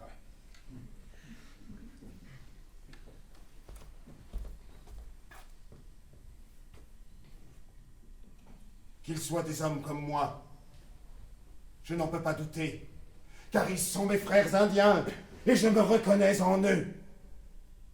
Moi, je n'ai préparé aucun coup de théâtre.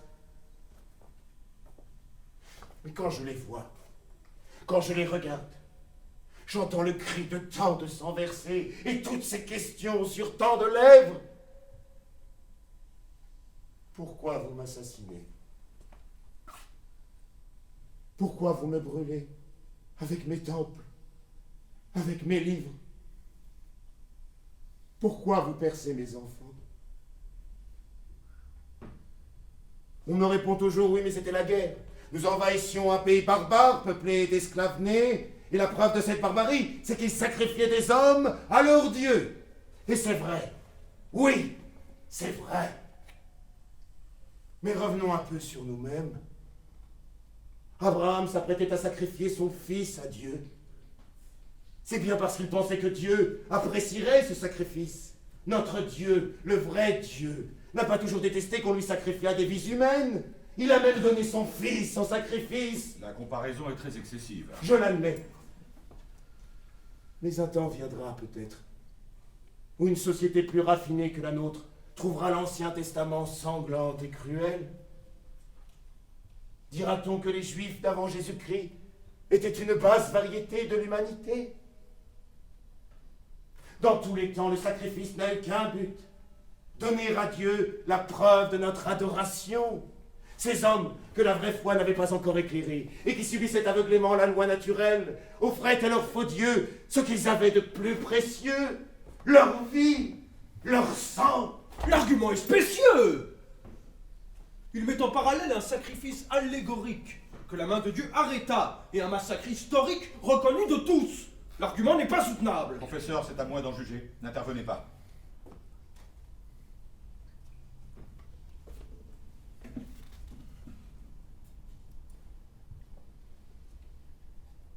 Tout peuple, si barbare qu'il soit, a le droit de se défendre contre une agression armée. J'ai toujours admiré Colomb, le découvreur. J'ai toujours détesté ceux qui l'ont suivi, rapière au poing. Pour anéantir des coutumes que nous appelons barbares, nous nous sommes fait plus barbares encore. Comment voulez-vous qu'ils comprennent? Vous leur dites, tu ne voleras pas, et vous leur prenez tous leurs biens. Il ne faut pas tuer son semblable sous aucun prétexte. Et pour que cela soit bien clair, vous les tuez. À supposer encore une fois qu'il soit le semblable. Car si l'on en croit à Aristote... Adieu Aristote, le règne d'Aristote est aboli. Aristote est un païen qui brûle au milieu de l'enfer. Aujourd'hui, nous parlons au nom de Christ. La parole d'Aristote était une erreur terrible, tyrannique, infernale. Toute la philosophie chrétienne la condamne. Que lisons-nous à chaque page des évangiles? Que tout homme est mon semblable. Que je dois le traiter comme je voudrais qu'il me traite et lui rendre le bien pour le mal. Les Espagnols ont jailli comme des loups au milieu des brebis, mais le Christ a dit le contraire. Je vous envoie comme des brebis au milieu des loups. Mais il a dit aussi... Voulez-vous entendre Saint Paul? L'entendre vraiment? Écoutez l'apôtre. Il n'y a pas de juifs, ni de grecs. Il n'y a pas d'esclaves, ni d'hommes libres. Il n'y a pas de mâle, ni de femelle. Car vous êtes tous un dans le Christ Jésus. Tous un. Où voit-on dans ce texte les catégories d'Aristote? Éminence, j'en aurai bientôt terminé. Je me rappelle ce que me dit une fois un vieux dominicain qui me confessait. La vérité s'avance toujours seule et fragile. Le mensonge, au contraire, a beaucoup d'auxiliaires. Encore 2 points.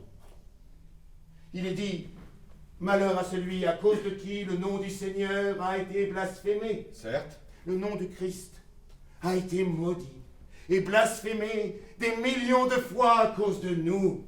Et votre second point?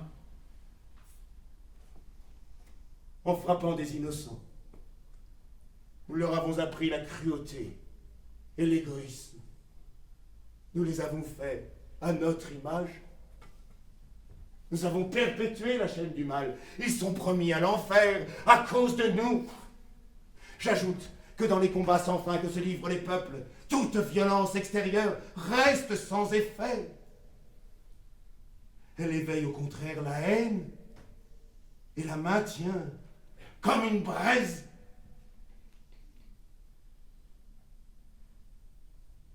C'est dans les cœurs que nous devons briser les idoles. Dans les cœurs, seulement.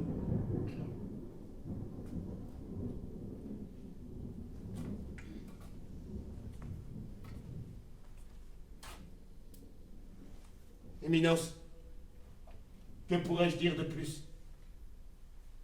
Nous désirons les faire tous chrétiens et nombre d'entre eux le sont déjà, mais comment seraient-ils à la fois chrétiens et esclaves? Comment? Que proposez-vous, frère Bartholomé? De reconnaître les Indiens comme nos frères et de leur rendre leur liberté première. Pour cela, il faut que les Espagnols se retirent des terres nouvelles. Ne souriez pas, car nous avons tout à y gagner. Les Indiens, le roi et l'Église y gagneront. Éminence, notre responsabilité est aujourd'hui immense, et les siècles qui viennent seront nos juges, sans pitié. Oui, il vaudrait mieux renoncer aux Indes, sinon l'Espagne sera maudite et durement frappée par Dieu. Non!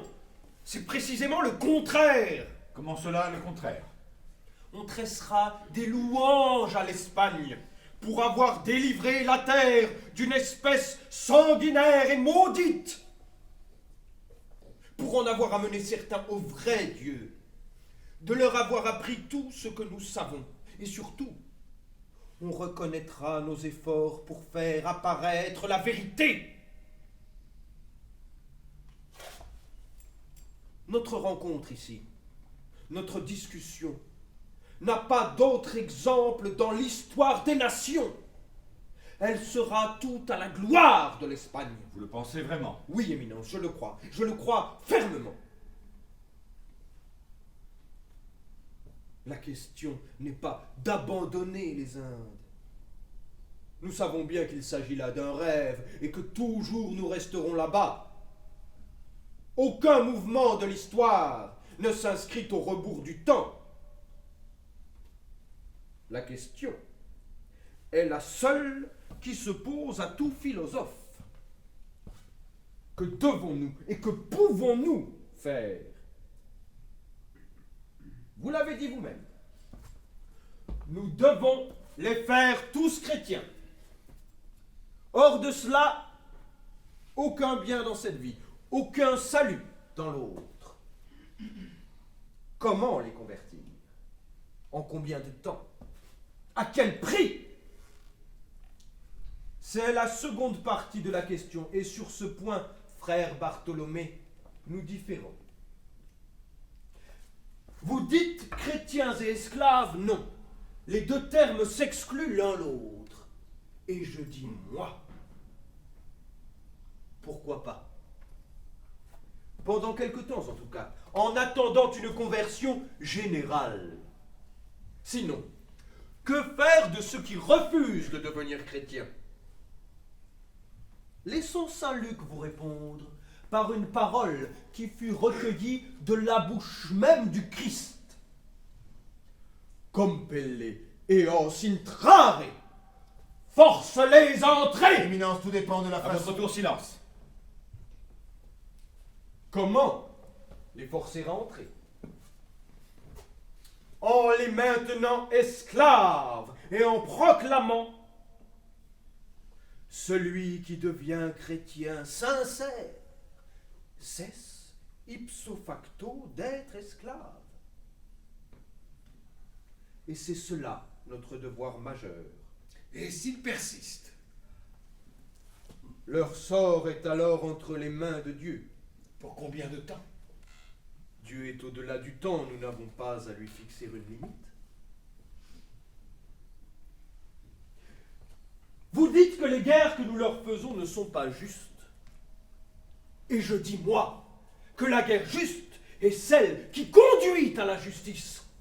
La conquête a prouvé, si besoin était, la validité de la foi chrétienne. Il reste bien entendu les musulmans, qui ont fait régner le mal sur un vaste empire pendant des siècles. Mais ils sont maintenant très affaiblis. Leur fin est proche, tout l'indique. Oui, je suis moi aussi de ceux qui croient que le règne de la vraie foi est proche. Je crois qu'il va bientôt s'installer sur toute la terre et qu'il durera 1 millier d'années.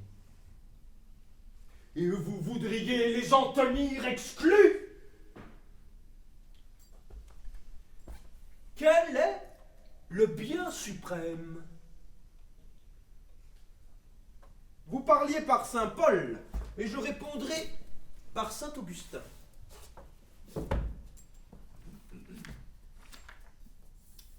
Le bien suprême est le salut de l'âme. La perte d'une seule âme non munie du baptême, a dit saint Augustin, est un malheur plus grand que la mort d'innombrables victimes, même innocentes. Voilà pourquoi nous tenons si ardemment à les convertir. Parce que sans cela, leur âme est perdue. Et que rien dans ce monde ou dans l'autre n'est plus précieux que leur âme. Tous les textes des pères de l'Église l'affirment. Tous ceux, quels qu'ils soient, mahométans ou juifs, ou bouddhistes, ou sauvages, qui n'auront pas été baptisés, tous, sans exception, seront jetés dans le feu éternel où ils brûleront sans se détruire. Voilà pourquoi les vrais chrétiens se pressent, pourquoi ils mettent tant d'efforts à porter dans les terres nouvelles la parole de vérité. Pour les sauver. Pour sauver leur âme. Pour leur donner la possibilité de s'assurer le salut éternel. Vous admettez donc qu'ils ont une âme? Je désire être bien compris. Je dis qu'ils n'ont pas une âme comme la nôtre, de même qualité. Il s'en faut de beaucoup. Et que nous n'avons aucune raison de les traiter comme nous-mêmes.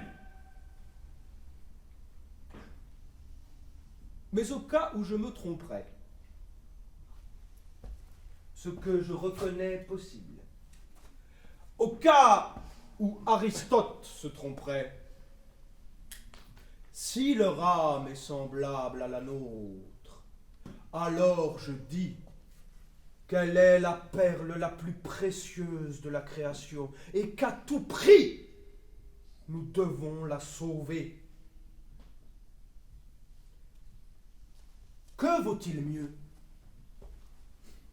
Une vie terrestre sans gloire, dans l'erreur et dans le péché, suivie d'une éternité de souffrance?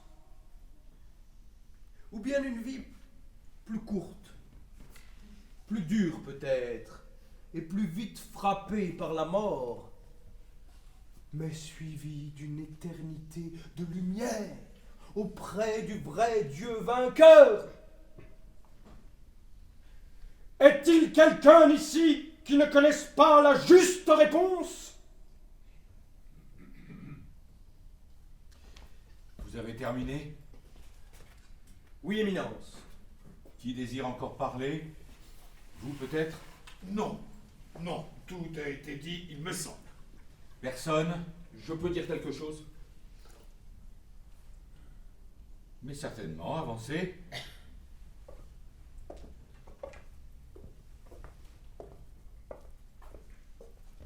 Moi, je ne parle pas très bien, je n'ai pas appris. Mais ce que j'ai à dire, tout le monde ici doit le savoir. Nous vous écoutons. Je suis venu au nom de mes amis pour parler de notre installation là-bas, de notre vie. Il faut travailler avec eux. On n'a pas le choix. Mais ils sont sales et paresseux. Ils sont voleurs. Ils n'ont pas de parole. Et pourquoi devraient-ils s'échiner pour vous? Frère Bartholomé, vous avez eu la parole. Écoutez les autres. Il faut en tout cas savoir une chose.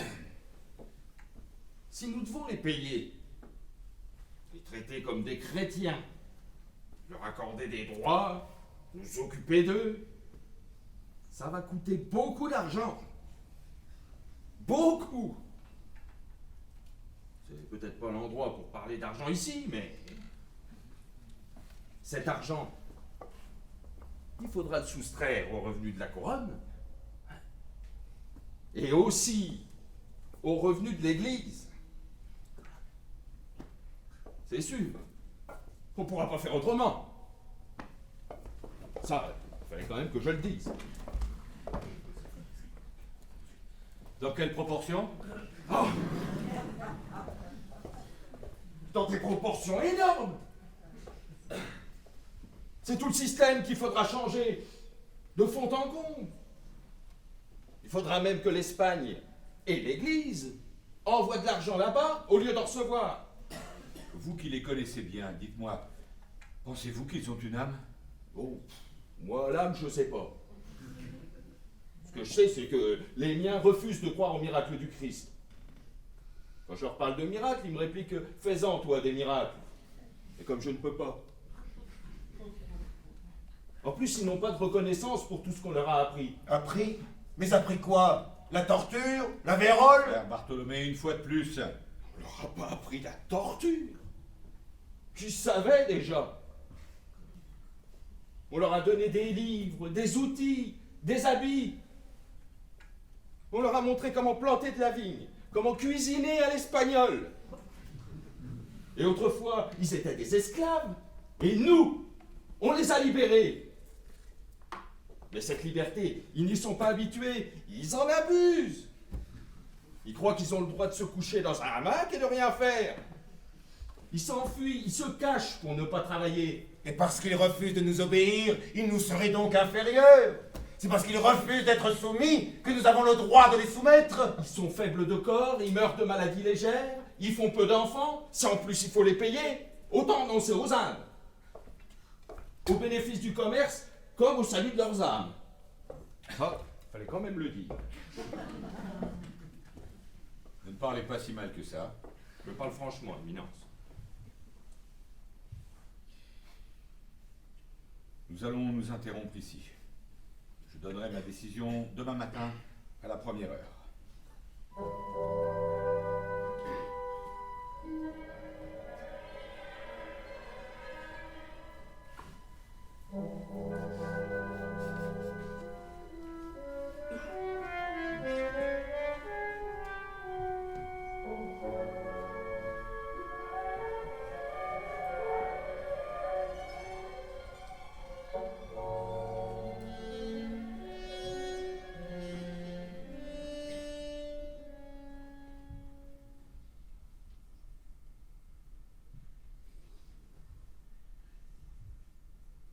Mon Dieu,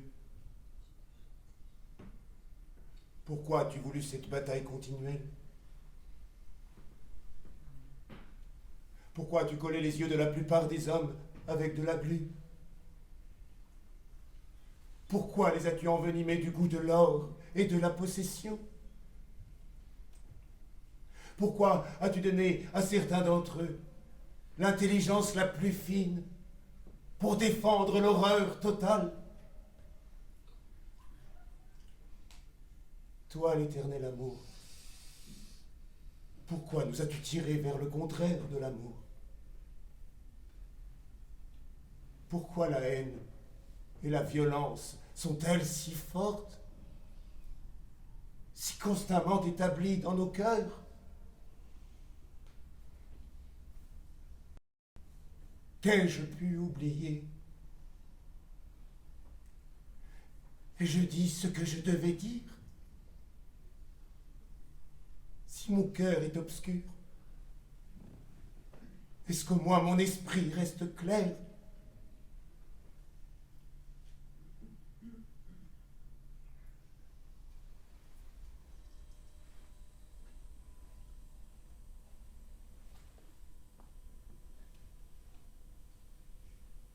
Mes chers frères, ma décision est prise.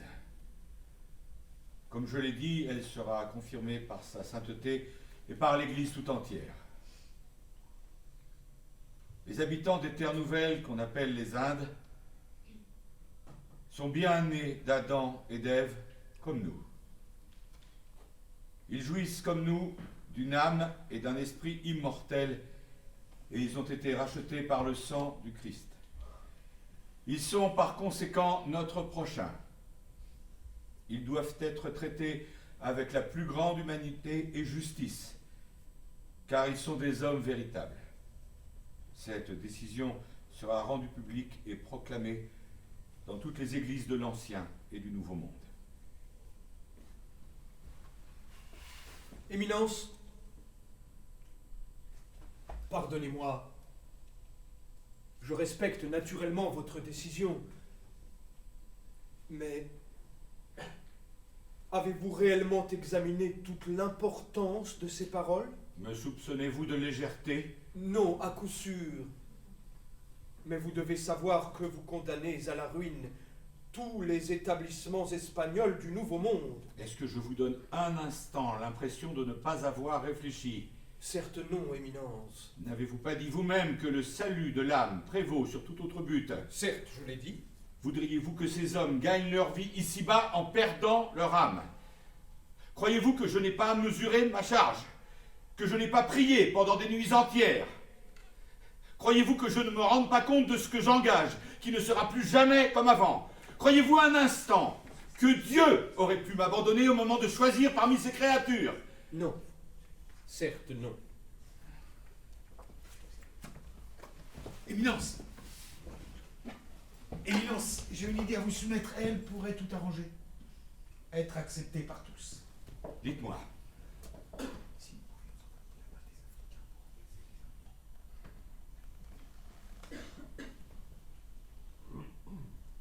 On commettrait cependant une grande erreur en pensant que l'Église ne tient aucun compte de l'intérêt légitime de ses membres. Nous sommes en effet très sensibles aux coûts portés à la colonisation. Mais il existe peut-être une solution qui vient de m'être rappelée.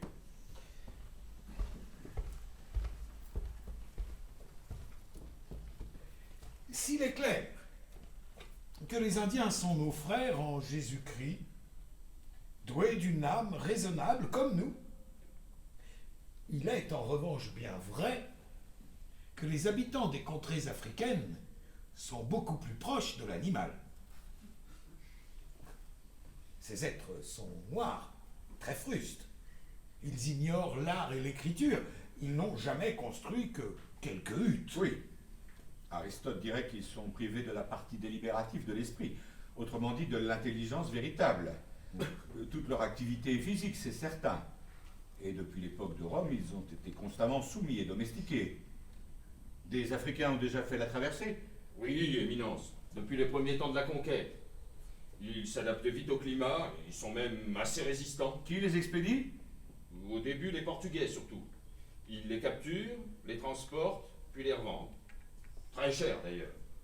Les Espagnols aussi s'y sont mis, les Anglais... Je ne peux évidemment que le suggérer. Mais pourquoi ne pas les ramasser vous-même en nombre suffisant? Vous auriez ainsi une main-d'œuvre assurément robuste, docile et encore moins dispendieuse. Je suppose qu'en Afrique, ça se trouve facilement. Leurs rois eux-mêmes les vendent. L'Église ne s'y opposerait pas? Et pourquoi s'y opposerait-elle? Est-ce que le roi d'Espagne s'y oppose? Il est certain que l'esclavage est une institution ancienne, nécessaire même. Mais déporter ainsi tant de peuples, sans même songer à leur salut? C'est vous qui vous en inquiétez? Naturellement. Je m'inquiète pour eux comme pour les autres. Mais rien si le désir ne leur interdira le baptême. Ils seront même plus proches de la foi que s'ils étaient restés en Afrique. Éminence, Pour ce trafic, le roi n'a accordé jusqu'à présent que des autorisations particulières, avec réticence. Si l'Église ne s'y oppose pas, cela peut devenir rapidement un grand commerce. Et conduire à tous les abus. Il y a des révolutions, à des guerres. À vous entendre, rien ne peut être pire que ce qui déjà se pratique.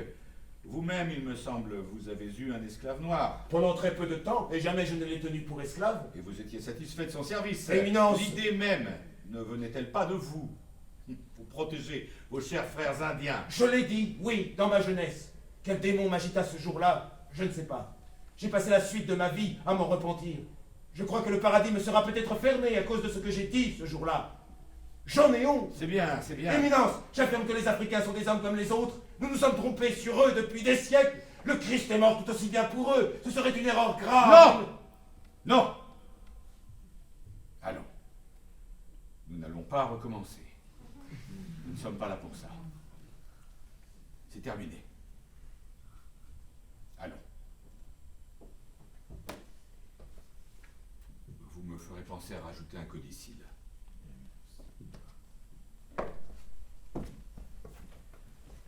Au nom de sa sainteté, je vous remercie pour votre aide. Rendons grâce à Dieu d'avoir été parmi nous jusqu'au dernier moment. In nomine Patris et Filii Spiritus Sancti. Amen. Amen.